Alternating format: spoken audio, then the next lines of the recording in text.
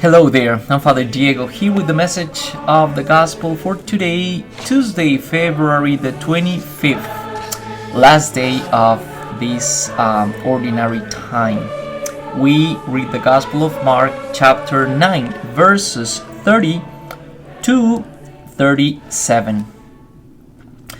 Jesus and his disciples left the mountain and began a journey through Galilee.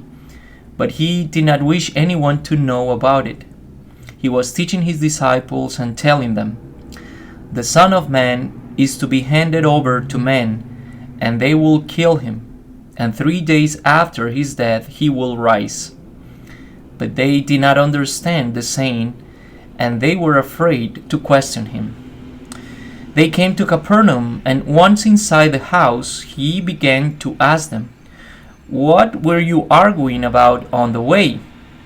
But they remained silent.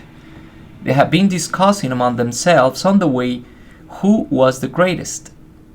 Then he sat down, called the 12, and said to them, "If anyone wishes to be first, he shall be the last of all and the servant of all." Taking a child, he placed it in their midst, and putting his arms around it, he said to them, "Whoever receives one child such as this in my name receives me, and whoever receives me receives not me, but the one who sent me." What happens when you have certain expectations regarding some situations or people, and suddenly those expectations turn upside down? You feel frustrated, disappointed, upset, right? Well, in this gospel, Jesus turns the disciples' expectations upside down regarding what does it mean to belong to Jesus' group, what does it mean to be disciple of Jesus, because probably in their minds, if Jesus is the Son of God, if Jesus is the Messiah, well, to belong to his group, to be part of his movement, is about prestige and recognition, right? It's about to be important because the Son of God himself called us to follow him. But in Jesus' mind and in the Gospel's mentality, the thing is quite different. It's not about prestige, it's not about importance, it's not about, to have the best place in the social scale, if you want.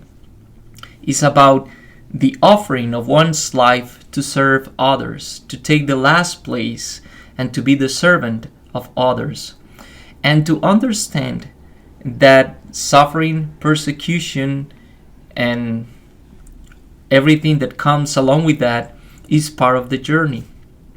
So, what does it mean for you to be part of Jesus' group? What does it mean for you to be Jesus' follower, his disciple? And where are you looking God? What places you can find God in your life? Because according to this gospel, God is among those who are considered worthless or of less value according to this social scale of values. God is in the little ones. God is in those unexpected places. That's where God might be found. I think we need a cup of coffee to think about this gospel, about the message of this gospel. All right? So let's gonna have a cup of coffee, and I'll see you tomorrow with the message of the gospel. Cheers to everyone. Bye now.